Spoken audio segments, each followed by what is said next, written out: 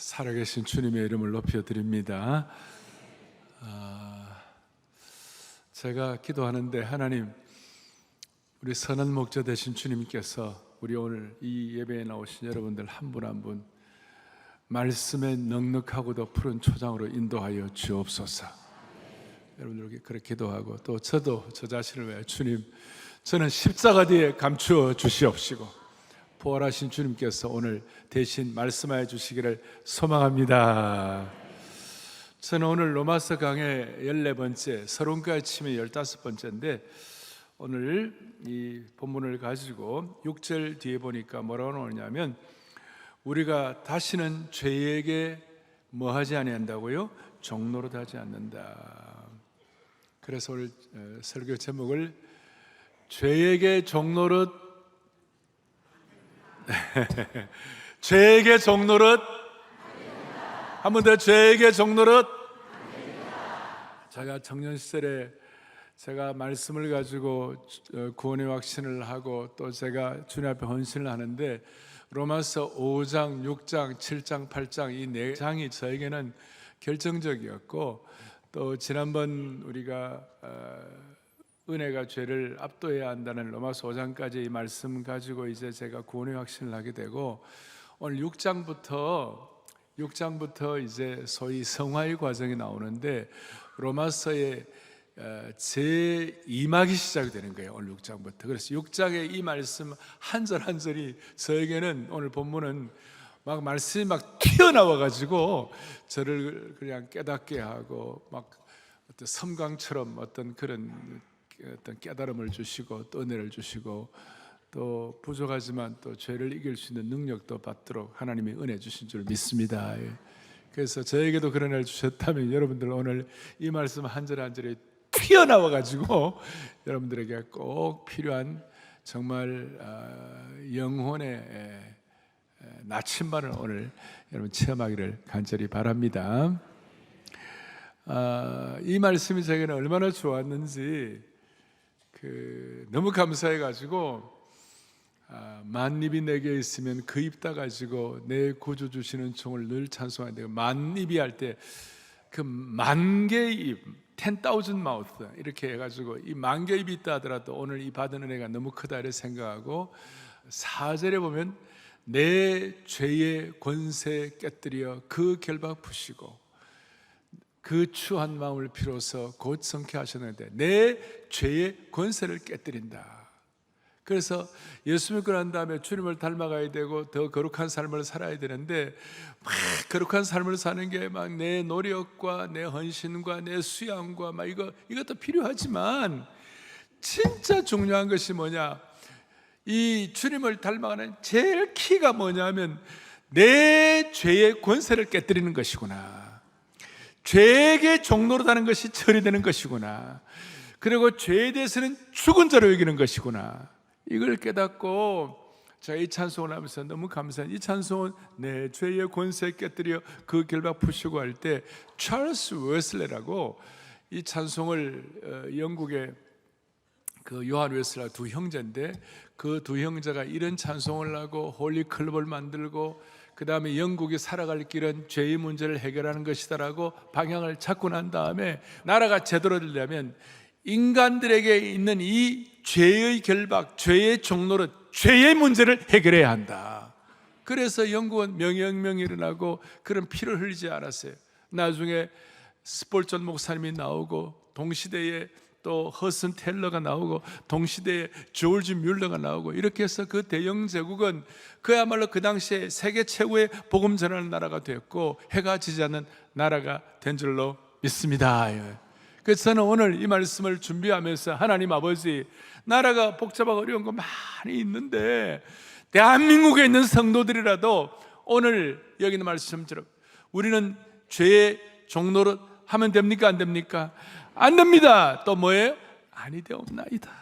이걸 우리 한국교회 성도들이 똑바로 확인하고, 또 대한민국에 있는 살아가는 모든 이 대한민국 백성들이 죄의 권세를 깨뜨리는 것, 죄의 종노릇 하지 않는 것, 죄에 대해서 죽은 자로 여기는 것, 이거 제대로 하면 하나님은 우리나라를 세워주시고 이거 오늘 제대로 처리하면 필요하면 주님이 이 나라 복음 통일도 주실 것이고, 우리나라가 이 진영 간의 이 처절한 갈등도 주님이 해결해 주시리라고 믿는 것이에요. 중요한 것은 뭐냐? 죄의 권세, 죄의 노예, 죄에 대해서는 죽은 자로에게는 이런 통찰력을 저와 여러분에게 허락해 주시기를 바랍니다. 1장부터 5장까지 본문은 칭의에 대한 것이고, 여러분, 칭의는 우리가 의롭다움을 받는 것인데, 칭의는 보혈복음, 예수님의 피의 복음으로 칭의를 얻는 것입니다. 맞습니까? 여기는 인간의 행위가 들어갈 틈새가 없어요. 그건 주님이 다 하신 거예요. 그리고 이 칭의는 단회적 사건이에요. 그런데 이제 이 칭의를 받은 사람들이 우리가 살아가야 될 거 아니에요. 구원받은 자가 매일매일 삶의 여정을 걸어가야 될 거 아니에요. 그래서 이렇게 비유할 수가 있습니다. 결혼식이 칭의예요. 여러분, 결혼식 칭의예요. 결혼 선포를 하고, 그 다음에 뭐 또 선서하잖아요. 머리가 팥뿌리가 되도록, 그 다음 내가 뭐 그렇게 이 아내를 사랑하며 아내를 함께 죽을 때까지 같이 가겠느냐? 네, I do. 그렇게 하는 거예요. 근데 문제는 결혼 생활이에요. 어떤 사람은 결혼식에 투자를 너무 많이 해. 투자를 많이 하고 사진 찍고 다 하는데, 문제는 뭐냐? 결혼 생활이 문제예요. 결혼 생활을 보면 수많은 아픔이 들어있고, 상처가 있고, 고통이 있고. 결혼식을 잘한다는 것과 결혼 생활을 잘한다는 것은 이게 같이 가야 되고 잘 이어져야 되고 그렇게 해야 되는데, 그야말로 우리가 주님 앞에서 칭의를 받고 예수님께 구원받은 자가 되었지만, 우리가 구원받은 자로서의 소위 성화된 삶을 잘 살아가는 것, 이거 잘 같이 가야 되는데, 이거 따로 떨어지지 않는 칭의의 은혜도 제대로 받고 칭의 이후에 주님을 닮아가는 성화의 과정도 제대로 살아갈 수 있는 저와 여러분이 되기를 바라는 것이에요. 이 결혼 생활은 평생의 과정이에요. 칭의는 우리를 죄의 영원한 형벌로부터 건져주고, 성화의 과정은 우리를 일상의 죄의 권세로부터 우리를 건져주시는 것이에요. 결혼식을 잘했다고 결혼 생활 보장되거나 완성되는 것은 아니에요. 다시요, 사람들이 결혼식에 투자를 많이 하지만 결혼 생활에는 투자를 안 하는 분들이 있어요. 머리가 안 좋은 거예요. 이것은 마치 비즈니스를 시작을 했는데 운영 투자를 잘 안 한 것과 똑같아요. 학교에 입학만 하고 학교 생활 잘 안 한 것과 똑같아요. 그래서 결혼식을 잘하면 결혼 생활을 해야 되고, 결혼식과 결혼 생활이 따로 놀지 않도록, 칭의와 성화가 따로 가지 않도록. 그래서 오늘 이 본문을 통하여 우리가 성화의 과정을 잘 감당할 수 있도록 하나님 은혜 베풀어 주시기를 바랍니다. 자, 먼저 첫 번째 우리가 이걸 위하여 우리가 기억해야 할 것이 뭐냐면, 우리는 죄에 대해서 뭐에 죽은 자라. 은혜를 더하게 하려고 죄에 거하겠느냐? 그러니까 그럴 수 없느니라. 강력한 표현이에요. Absolutely not. Never. 그럴 수 없느니라. 영남말로 치아뿌라마, 치아라마. 호남말로는 오메 참말로 거시기 하네. 말이 안 된다. 이게 말이 안 된다. 그러니까 그리스도인이 뭔가, 그리스도인에 대해서 정의를 하죠. 그리스도인에 대해서 그리스도인이라는 사람이 예수님을 주로 모시고 사는 사람이다. 뭐 그리스도인은 뭐 우리가 삶의 가치관이 변하는 사람이 다 있지만, 그리스도인에 대한 정의를 하나를 딱 내리면요, 죄에 대해서 죽은 자예요. 그럼 우리의 삶에 문제가 있는 거예요. 왜냐하면 우리는 예수를 믿고 칭의를 통하여 구원을 받았지만, 예수 그리스도를 구세주와 주님으로 성령님을 통하여 보혈복음을 통하여 선포하는 그 순간 우리가 구원을 받았지만, 우리가 남은 생애 동안 우리가 이 육신의 삶을 살아가야 되는 거예요. 본능도 남아있고 아직까지 죄성이 남아있는 것이에요. 그 중에 하나가 바울 사도 시대에도 영지주의자들이 있었어요. 이 사람들은 뭐냐면, 영적으로 깨닫고 칭의 받으면 육신적으로는 절대 뭐 아무렇게 했으면 살아도 되는데, 약간 뭐라고 그럴까요? 방종적 신앙인들이 있었어요. 은혜를 남용하는 사람들이 있었어요. 예수님이 우리를 위해 십자가를 위해 돌아가셨다고 믿지만 십자가가 요구하는 자기 부인과 거룩한 삶에 대해서 별로 관심이 없어요. 그래서 제가 이렇게 21세기판 이걸 영지주의자들이라고 그러는데 제가 좀 정리를 했어요. 보세요. 은혜를 알지만 뭐가 없고 회개가 없고, 구원의 확신을 말하지만 뭐가 없고 삶의 변화는 없고, 영적 체험을 말하지만 말씀 순종은 희미하고, 교회 공동체에 속하기를 바라지만 교회의 권면과 훈련은 거부하고, 몸의 욕망을 즐기면서도 몸이 성령의 전이라는 사실을 잊고 사는 사람들이라고 할 수 있다. 여기에 안 걸리는 사람이 없어요. 예수 믿는 사람 많은 분들이 다 걸리는 거예요. 이런 분들에 대해서 바울이 다시 한번 그럴 수 있느니라 없느니라? 없느니라. 강하게 반응한 이유가 뭐냐면 2절 뒤에 우리가 죄에 대하여 죽은 우리가 어찌 그 가운데 더 살겠는가. 죄에 대해서 죽었다는 이 말이 여러분 우리가 죽었으면 좋겠다 그런 뜻이 아니에요. 이게 시제가 미래입니까? 현재입니까? 시제가 언제입니까? 과거 시제예요. 우리가 이미 죄에 대해서 죽었다는, 이미 앞으로 일어날 사건이 아니라 이미 일어난 사건이에요. 우리가 죄에 대해서 죽어가고 있다는 것도 아니고, 앞으로 죄에 대해서 죽을 것이다도 아니고, 죄에 대해서 죽었으면 좋겠다도 아니고, 죄에 대해서 죽어야 한다는 권고도 아니고, 아주 강력해요. 죄에 대해서 이미 죽었다고 선포하는 것이에요. 그러니 논리가 뭐냐? 여러분과 저는 죄에 대해서 죽었는데 어떻게 죄 가운데 살겠냐 이거예요. 그래서 다시 한번 그리스도인에 대해서 정리하면, 크리스찬은 누구인가? Who is Christian? 그리스도인의 정의가 뭔가? 그리스도인의 정의는 오늘은 죄에 대해서 죽은 사람이 그리스도인인 줄로 믿습니다. 물어보겠습니다. 그리스도인이 누구입니까? 자, 본당, 방송, 별관 여러 군데서 많은 분들이 말씀을 듣는데 오늘 하나 확실하게 제가 여러분들의 로마서 강의를 통하여 오늘 강조하고자 하는 거예요. 이 말씀 자체가 튀어나와가지고 저를 깨닫게 하는 그 은혜가 뭐냐? 그리스도인이 뭐냐? 여러분 그리스도인이 누구입니까? 아멘. 죄에 대해서 죽은 사람이라는 것에 대해서 조금 더 깊이 들어가면 6절 뒤에 보니까 죄의 몸이 죽어 다시는 우리가 죄에 대해서 뭐 하지 아니한다? 종노릇하지 않는다. 과거에는 우리가 죄의 노예였고 죄의 권세의 노예였어요. 그런데 우리가 죄에 대해서 죽어버렸어요. 과거는 예수님 믿기 전에 우리의 주인은 누구였는가? 사탄이었어요. 사탄의 권세에 우리가 놀아나는 사람들이었어요. 그런데 우리는 죄에 대해서 죽어버렸어요. 죄에 관한 우리가 시체가 되었다니까요. 시체는 죽어 있으니까 주인의 명령에 반응할 수 없는 것처럼 죄에 대한 시체가 된 우리가 더 이상 죄의 권세와 사탄의 권세에 반응할 의무도 능력도 없는 자가 된 것이에요. 그리고 이 죄에 대해서 죽은 상태를 우리 옛사람이 예수와 함께 십자가에 못 박혔다고 설명하고 있어요. 옛사람은 죄의 노예 상태에 있던 사람들, 과거에 우리 자신이 옛자아에, 옛 생각과 행동과 세상 방식에 사로잡혔던 옛자아예요. 이 옛자아가 죽은 자가 되었어요. 그리고 새로운 주인을 만났다. 예수님과 함께 다시 살아나서 우리는 before와 after가 완전히 바뀌게 된 줄로 믿습니다. 이렇게 말할 수 있어요. 죄에 대해서 죽었다는 말은 죄에 대해서 장례식을 치루었다. 이것은 우리가 죄에 대한 유혹을 느끼지 않는다고 말하는 거나, 우리가 육신의 본성이 남아있으니까 죄의 유혹이 있어요. 그렇지만 더 이상 죄가 우리의 주인이 아니라는 것을 믿으셔야 되는 것이에요. 그래서 저는 청년 시절에 이 은혜를 깨닫고, 내가 이제 죄의 노예가 아니라 주인이 바뀌었기 때문에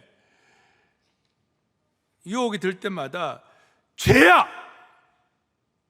놀랬죠? 죄야! 너는 더 이상 내 주인이 아니야. 내 젊음의 욕망아, 그 강하긴 하지만 젊음의 욕망아, 너는 더 이상 내 주인이 아니야. 나는 죄에 대해서 장례식을 치룬 거야.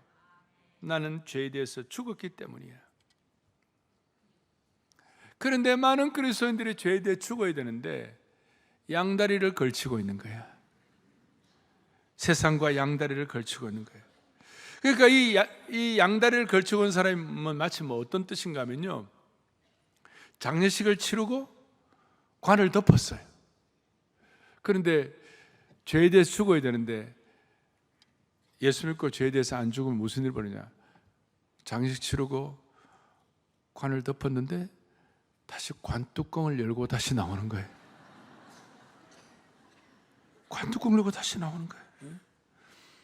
예전에 비참하게 살던 그 집으로 다시 돌아가는 거예요.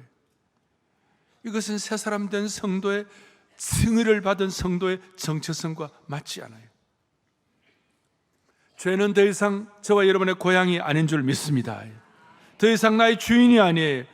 죽은 사람이 다시 옛날 집으로 돌아가 살 수 없듯이 그리스도인들은 더 이상 죄의 옛날 집에 돌아가 살 수가 없어요.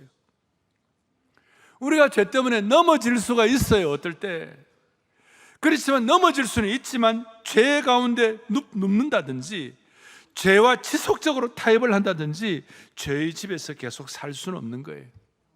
이건 마치 쓰레기를 분리수거해 놓고 쓰레기통에 다 버렸는데 다시 쓰레기통에 가고 분리수거한 거 다시 갖고 와가지고 안방에다가 모셔놓고, 안방에 모셔, 똑같아. 그리고 죄에 대해서 죽은 자, 죄에 대해서 장례식을 치른 사람에게 나타나는 아주 공통적인 현상 하나 있는데 그것이 뭐냐, 양다리 걸치고 여러분 죄를 지으면 행복하지가 않아요. 잠시 죄악의 낙이라는 것이 있긴 하지만 그러나 그것도 아니에요. 여러분 죄를 지으면 기쁘고 감사하고 찬양해요? 죄를 지으면 행복하십니까? 아니에요. 진짜 하나님의 백성이 되면 죄에 대한 장례식을 하면 잠시 죄를 지을 수도 있고 자빠질 수도 있지만 오래가지 못해요. 왜? 행복하지 않기 때문에. 죄의 종로로 다는 것이 예수님께 주소 옮긴 사람에게는 너무나 상극이기 때문에 기쁘지가 않아요. 그래서 한때 만족을 주던 것이 만족이 안 돼요. 옛날에는 화를 내면 속이 시원했지만, 옛날에는 결혼하고 난 다음에 결혼 생활 가운데 마음에 안 들어 밥상 던지면 속이 시원했지만, 물론 그거 던져놓고 나중에 또 다시 청소하고 줍는다고 고생 많이 하지만, 그러나 이제는 화를 내면 마음이 찜찜해. 그래, 오래가지 못해. 미안하다 그러고. 옛날에는 내 이름이 나오고 내 프라이드를 높이고 높은 자리에 앉고 막 자기를 내세우면 옛날에는 뿌듯했지만 진짜 예수 믿는 사람은 그게 그렇게 좋지가 않아요. 뭐야? 라이프 스타일이 바뀌었어요. 우리는 예수님 믿고 하나님의 자녀가 되는 새로운 정체성을 가졌기 때문에 죄의 누더기를 벗고 왕자의 예복을 입은 분들인 줄로 믿습니다. 제 얘기가 아니에요. 이사야 61장에 보니까 내 영혼이 나의 하나님으로부터 말미암아 즐거워하려니 이는 그가 구원의 옷을 내게 입혀 주셨다. 여러분과 저는 죄의 옷이 불편해. 우리는 구원의 옷, 새로운 예복을 입게 해주신 주님을 찬양하는 것입니다. 하나님의 자녀는 구원의 예복을 입고 왕의 잔치에 참여하는 사람처럼 그런 하나님의 자녀가 된 거예요. 그런데 왕자의 옷을 입고 다시 죄의 진흙탕에 들어가면 재밌겠냐고. 옷이 더러워지면 몸과 마음이 행복할 수가 있겠냐고요. 이런 뜻이에요. 제가 결혼식과 결혼 생활이 다르다고 그랬죠. 그런데 결혼식 날 신부가 눈부신 하얀 웨딩드레스를 입었어요. 그런데 예식장에 들어가기 전에 신부가 밖에 있는 진흙탕을 보고 이렇게 말해요. 진흙탕이 막 있는데, 잠깐만요, 저 진흙탕에서 한번 뒹굴고 올게요. 재밌을 것 같다고. 여러분, 결혼식에 하얀 예복을 입고 진흙탕에서 뒹굴며 즐거워하는 신부가 어디 있겠어요? 마찬가지로 우리는 그리스도로 옷 입은 사람들이 죄의 진흙탕에서는 결코 행복할 수가 없는 것이에요. 그래서 우리 첫 번째 생각할 것은 우리는 죄에 대해서 우리는 종로로 하지 않아요. 죄에 대해서 죽은 자인 줄로 믿습니다. 이게 그리스도인의 정체성이에요. 그럼 두 번째로 죄에 대해서 죽은 자는 어떤 일이 일어나는가? 주님과 연합이 되는 것이에요. 주님과 뭐가 된다고요? 연합. 3절 보니까 예수님과 합하여 세례를, 연합하여 우리가 세례를 받은 우리. 세례는 단순히 물 세례 정도가 아니라 성령의 세례를 받고 성령의 능력을 받으면 우리가 한 몸이 되고 한 연합이 되었다. 이 연합이란 말은 어떤 뜻인가? 가지를 다른 나무 접붙인다는 뜻이에요. 가지가 접붙여지면 나무 줄기의 생명이 가지에 흘러들어가네. 그래서 결국은 접붙임된 가지가 본래 가지와 구별이 안 될 정도로 생명이 완전히 공유되는 줄로 믿습니다. 이것이 바울이 우리가 주님과 연합, 주님과의 결속을 묘사하는 것이에요. 주님의 생명이 내 생명이 된 것이에요. 이런 연합을 통하여 우리가 새로운 정체성을 갖게 되고 새로운 능력을 받았어요. 여기서 세상 사람들이 알지 못하는 행복과 기쁨이 나오게 되는 겁니다. 이 로마서를 전 세계 이제 교회사를 보면 로마서의 주석을 잘 쓴 분 중에 한 분이 마르틴 루터예요. 마르틴 루터 자체가 오직 의인 믿음으로 살리라 그거 갖고 이제 종교를 했으니까, 마르틴 루터는 오늘 이 본문의 연합에 대해서 뭐라고 설명하느냐? 우리에게 있는 모든 부정적인 것은 다 예수님께로 돌려지게 되고, 예수님께 있는 모든 긍정적인 것은 다 우리에게 돌아왔는 줄 믿습니다. 저와 여러분이 갖고 있는 모든 연약한 부족한 모든 죄악들은 예수님이 다 가져왔고, 주님께 있는 좋은 귀한 것은 다 우리에게로 흘러 들어왔어요. 이걸 소위 위대한 교환이에요. 연합의 의미는 너무나 놀라운 위대한 교환이에요. 그러니까 이 위대한 교환, Great Exchange, 놀라운 변화, 교환이 우리에게 있게 될 때에 여러분과 저는 달라질 수밖에 없는 것이에요. 죄에 대해서 죽고 위대한 교환이 일어난 거예요. 그래서 우리가 기쁘고 행복한 것이에요. 갈보리 십자가의 사건은 2000년이라는 간극이 있어요. 그런데 그 주님의 죽음과 부활은 2000년의 사건이 아니라 오늘 우리의 사건으로 연합이 된 것이에요. 어떤 미국의 유명한 목사님이 계시는데, 이 목사님이 처음으로 성도들을 모시고 저 성지순례를 갔어요. 골고다 갈보리 거기 가가지고 성지순례를 하는데, 성도님들이 물었어요. 목사님 보고, 목사님 성지순례 여기 전에 오신 적이 있습니까? 하니까 목사님이 제가 온 적이 있습니다 그런 거예요. 아니, 우리가 알고는 목사님 여기 처음이신데. 그러니까 목사님 말은 저는요 2000년 전에 왔습니다 그랬어요. 여기 중요한 의미가 담겨 있는 거예요. 연합은 예수님의 골고다의 십자가와 부활의 능력이 지금 경험된 것입니다. 성지순례 처음 가지만 나중에 여러분 성지순례 거의 대부분 안 가보셨겠습니다. 가보시면 그래요. 나 2000년 전에 왔던 곳이야. 나 2000년 전에 왔던 것이야. 이게 시간을 뛰어넘는 것이에요. 놀라운 신비예요. 오늘 이런 의미에서 죄에 대해서 죽은 자요, 죄의 종로로 하지 않는 자들은 주님과 연합된 자인 줄로 믿습니다. 이거예요. 그러면 죄에 대해서 죽은 자는 그럼 어떻게 살아야, 연합된 자는 어떻게 살아야 하나? 죄에 대해 죽은 자는 연합될 뿐만 아니라 옛 사람을 십자가에 못 박고 사는 것이에요. 여기 11절에 우리를 향한 드디어 명령이 나옵니다. 11절을 다 같이 또박또박 아까 여러분들 보셨습니다만 다시 한번 합독하겠습니다. 시작. 이와 같이 그리스도 예수 안에서 하나님께 대하여는 살아있는 자로 여길지어다. 아멘. 자, 다시 한번, 성화라는 것은 우리 신앙생활에 재임하기 시작되는데, 성화라는 것은 칭의의 은혜를 받은 사람은 막 윤리적으로 내가 열심히 살고 뭐 수양하고 나를 단련하고 이 정도가 아니라 죄 문제를 청산하고 죄에 대해서는 죽은 자를 이기고 죄에 대해서 종로로 하지 않는 것이다. 그게 2000년 전에 십자가에 못 박힌 것이다. 그런데 주님께서는 오늘 한 가지 더, 한 단계 더 올라가라. 죄에 대해서, 그리고 11절에 뒤에 뭐냐면 하나님께 대하여는 뭐예요? 살아있는 자로 여길지어다. 살아있는 자로 여길지어다라는 저 말은 명령이에요. 뭘 명령받는가? 우리가 죄에 대해서 종노하지 않는 그런 삶의 선택을 하라 그 말이에요. 신앙생활 깊이 들어가고 우리가 볼 때 무슨 일이 벌어지냐, 신앙은 살아있는 자로 여기는 것이에요.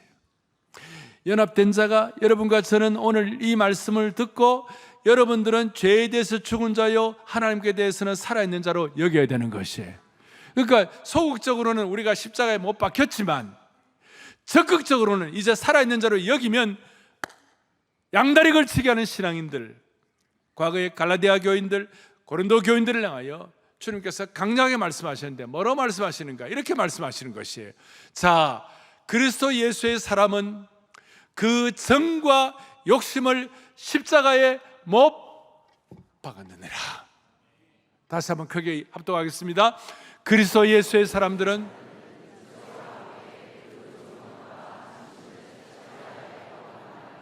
아멘. 이것이 오늘 죄에 대해 죽은 자요 하나님께 대하여 살아있는 자로 여길지니라.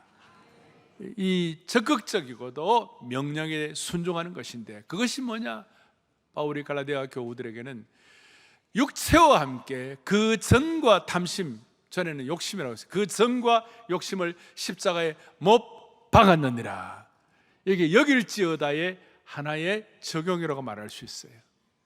우리는 매일매일 삶의 현장을 살아갑니다. 살아갈 때마다 죄야, 그 다음에 이 욕심아, 네가 나의 주인이 아니야 라는 이런 고백을 한 것과 함께 정과 욕심을 십자가에 못을 박아야 되는데, 어려움이 일어나고 죄를 지을 만한 상황이 되고 문제가 될 때마다 어떻게 해야 되는가? 여러분들의 마음속에, 여러분들의 마음판에다가 이렇게 하셔야 돼요. 십자가에 못 박히는 소리가, 십자가에 못 박는 소리가 쾅! 쾅! 쾅! 울려야 되는 것이에요. 저는 분들은 놀랬죠. 예. 쾅! 쾅! 쾅! 울려야 되는 것이에요. 이런 죄를 처리하는, 죄는 너는 더 이상 내 주인이 아니야, 주님과 연합해 가지고 여길지어다. 신앙은 선택인데, 믿음은 선택인데, 그래서 십자가에 못 박았느니라는 이 말을 우리식으로 해석을 하면 여러분, 믿음은 뭐예요? 선택이에요. 신앙은 선택이에요. 목회를 해보니까 신앙은 선택이에요. 십자가에 못 박았느니라 쾅쾅쾅 하는데 이걸 우리식으로 말하는 적용은 뭐냐? 선택하는 것이에요. 젊었을 때 아침잠이 너무 좋았지만 선택하는 거예요. 일어나 큐티를 위하여, 주님과 말씀을 통해 교제하기 위하여 아침 일찍 일어나기도 하고, 특세를 위하여 새벽을 선택하기도 하고, 맛있는 음식이 너무 좋지만 금식을 선택하기도 하고, 이게 쾅쾅쾅이에요. 요즘처럼 좋은 날씨에 푸른 초장 해변가로 가지 않고 우리는 예배를 선택하여 이 자리에 와 있는 줄 믿습니다. 그런데 왜 우리는 올바른 선택을 하지 못하는가? 왜 쾅쾅쾅 하지 못하는가? 또 어떤 사람들은 다시 죄악의 낙으로 다시 돌아가려고 그러는가? 왜 옛날 노예 상태로 돌아가는가? 그 이유는 착시 현상 때문에, 착각 때문에. 어떤 착각인가? 그 죄를 짓고 그러면 그 죄가 우리를 기쁘게 한다고, 우리를 행복하게 해준다고 착각하는 거예요. 그런데 여러분, 진짜 행복하냐고? 더 이상, 다시 묻습니다. 더 이상 우리의 죄의 종로로 됩니까? 안 됩니까? 안 됩니다. 여길지어다 선택을 해야 되는데 우리는 선택하는 사람인데, 이런 의미에서 성화는 추상적인 경건이 아니에요. 성화는 매일의 삶에서 무엇을 버리고 무엇을 붙들 것인가를 선택하는 삶이에요. 죄를 버리고 십자가를 선택하고 육신의 평안함을 버리고 성령의 인도하심을 받는 것이고, 순간의 만족을 버리고 영원한 기쁨을 선택하는 것이에요. 그리고 이 성화는 착한 사람들하고 노력하는 수양이 아니에요. 성화는 구원받기 위하여 애쓰는 공로 쌓기도 아니에요. 성화는 이미 은혜로 구원받은 사람이 새 사람답게 살아가는 변화의 과정이에요. 이걸 제가 좀 어려운 말로 복음적 자각이라고 그래요. 성화의 출발점은 내가 신앙인으로서 좀 더 나은 사람 되는 것이 아니라 나는 그리스도와 함께 죽고 그리스도와 함께 살아난 사람의 복음적 자각, 선택하는 것이에요. 성령의 도우심 속에서 죄의 길을 거절하고 복음적 자각을 갖고 하나님의 길을 선택하는 것이에요. 그런데 이게 이제 선택이라는 것이 예를 들면 도덕적으로 열심히 이 정도가 아니라 이 주권에 관한 문제. 누가 내 주인인가? 누가 나의 주인인가? 아까 말씀드렸죠. 죄야 너는 내 주인이 아니야. 무엇이 내 주권이, 무엇을 가지고 내가 선택할 것인가? 성화는 날마다 자기 왕좌에서 내려와 그리스도를 주권자로 모시는 것인데, 제가 이제 이런 선택이 중요하다고 말하면 어떤 사람은 이런 생각, 그러면 결국 내 노력으로 선택하는 것인가? 내 노력으로 거룩해지는 것인가? 아니에요. 성경은 너무나도 분명하게 하나님의 은혜와 우리의 책임을 함께 말씀하고 있는 것이에요.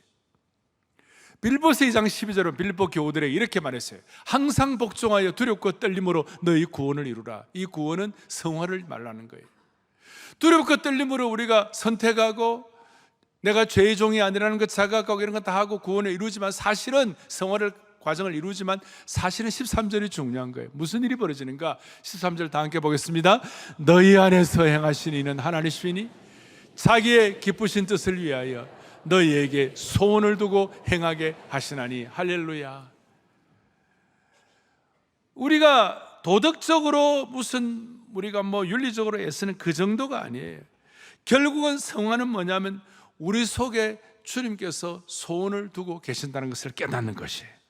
하나님이 자기의 기쁘신 뜻을 위하여 우리에게 소원을 두고 행하게 하시는 것이에요. 그러니까 우리가 선택을 하지만 선택의 깊은 뿌리에는 하나님이 주시는 소원이 있다는 것입니다. 따라서 제가 이렇게 해서 성화의 취사 선택은 자기 의를 쌓는 율법적 행위가 아니라 은혜 받은 자의 거룩한 응답이 되는 것입니다. 좀 어렵긴 하지만 이런 뜻이에요. 주님이 나를 살리셨으니 나는 더 이상 죄를 선택하지 않겠다. 나는 더 이상 옛 사람의 옷을 입지 않겠다. 주님이 나를 살리셨으니 나는 주님을 기쁘시게 하는 길을 선택하겠다. 단순히 죄 짓지 말자 정도가 아니라 이 성화는 내 눈, 내 입, 내 손, 내 시간, 내 물질, 내 감정, 내 몸을 죄에게 주지 않고 하나님께 드리는 선택인 줄로 확신합니다. 그래서 이 성화의 수준이 높이 올라가면 무슨 일이 벌어지는가? 존 파이퍼 목사님 말씀한 대로 성화는 윤리적인 정도가 아니라 더 큰 기쁨을 선택하는 싸움이에요. 아까 행복하지 않다고 그랬잖아요. 죄 지으면. 우리가 왜 이 주님을 더 닮아가려고 그래요? 왜 귀한 선택을 하는 것이에요? 하나님이 예비하시는 놀라운 고차원의 기쁨이 있는 것이에요. 이거는 좀 반응해 주셔야 되는데, 우리가 성화를 하는 중요한 이유는 그냥 죄 짓지 않는다, 내가 좀 더 거룩해진다 이 정도가 아니라 하나님이 예비하시는 주님과 나만이 하는 놀라운 기쁨의 차원이 있는 것이에요. 그래서 오죽하면 제가 한 번씩 얘기해요. 우리 서로 받은 그 기쁨은 알 사람이 없도다. 아니, 알 사람만 알도다. 성화의 높은 차원의 기쁨이라고 말할 수 있는 것이에요.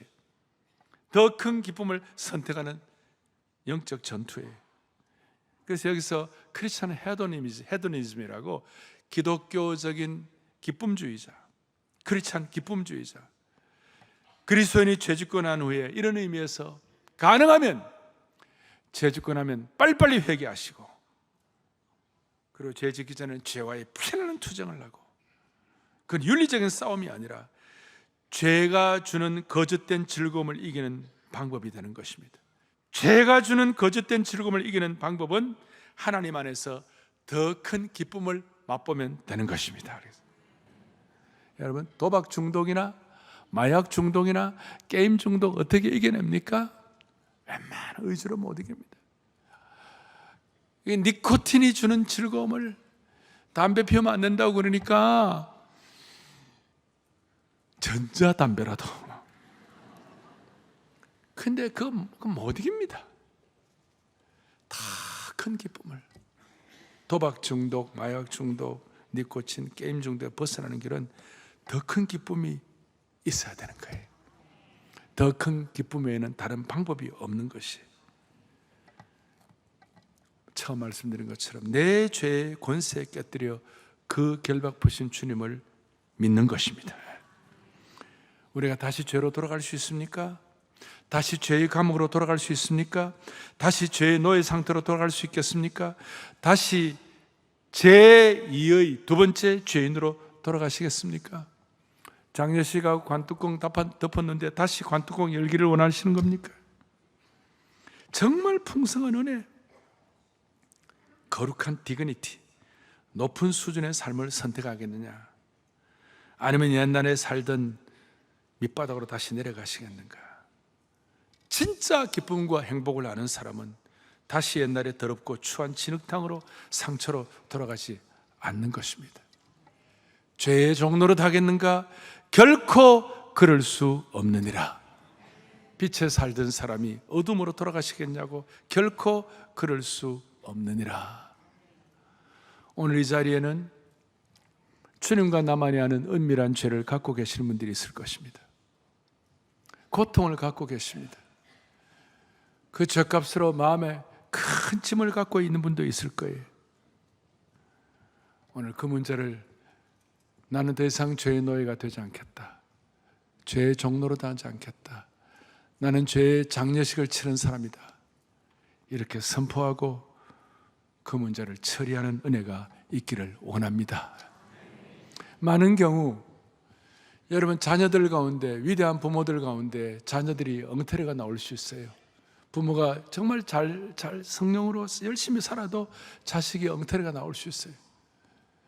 그렇지만 대체적으로는 부모가 교회 생활과 가정 생활이 서로 다를 때에 거기에 이중을 보고 아이들이 삐까다 가는 거예요. 우리 가운데 결혼 생활하면서 폭력을 행사한다든지 밥상을 던진다든지 다 죄성들이에요. 그리고 아내들은 남편들의 과거의 잘못을 계속 반추해내고 경상도 말로 틈만 나면 깔짓 듣고 계속 그걸 갖고 와가지고 계속 공격을 하고 아픈 얘기 꺼내어서 상처 주고, 여러분 그게 다 죄성들이에요. 우리는 더 이상 그렇게 하면 안 되는 거예요. 그래서 여러분 오늘 죄는 너무나 강하기 때문에 쉽지 않아요. 죽은 자를 여기고 죄의 종로로 되지 않겠다고 단호한 결심을 해도 쉽지가 않아요. 그래서 죄를 짓기 전에는 이런 내용을 앞에 놓고 죄와의 피나는 투정을 해야 돼. 피나는 투정을 해야 돼. 그리고 죄를 짓고 나면 바로 즉각 보혈의 능력으로 처리를 하고, 그래서 주님이 예배하신 행복함, 기쁨을 가지고 살아야만 하는 것이에요. 살아야 우리는 어떻게 행복하지 않고 신앙생활을 하겠습니까? 어떻게 기쁘지 않고 신앙생활을 하겠습니까? 죄의 달콤함이 주는 일시적인 착시를 떨쳐버리고 더 크고 영원한 기쁨을 선택하는 저와 여러분 되기를 소망하는 것입니다. 여러분 죄에 대해 종로를 해야 됩니까? 아니 좀 더 우리 옛날에 궁중식으로 합시다. 죄에 대해서 종로를 해야 됩니까? 아멘. 죄의 권세를 깨뜨려버리게 하시고 영원한 기쁨을 이 땅에서도 누리고 새 차원의 행복한 그리스도인 되기를 소망합니다. 가슴에 손을 얹겠습니다. 하나님 아버지, 하나님 아버지, 우리의 죄를 권세를 깨뜨려 주신 주님을 찬양합니다. 죄의 달콤함이 주는 일시적인 착시를 떨쳐버리게 하여 주시옵시고 더 크고 영원한 기쁨을 선택하는 성숙한 그리스도인들 되게 하여 주시옵소서. 정말 주님이 원하시는 올바른 선택을 감당으로 말미암아 십자가의 옛 삶을, 옛 정욕을 쾅쾅쾅 못 박으며 사는 은혜도 있게 하여 주옵소서. 나는 죽고 그리스도가 사시는 새 차원의 행복으로 우리를 인도하여 주시는 예수 그리스도 이름 받들어 간절히 기도 올리옵나이다. 아멘.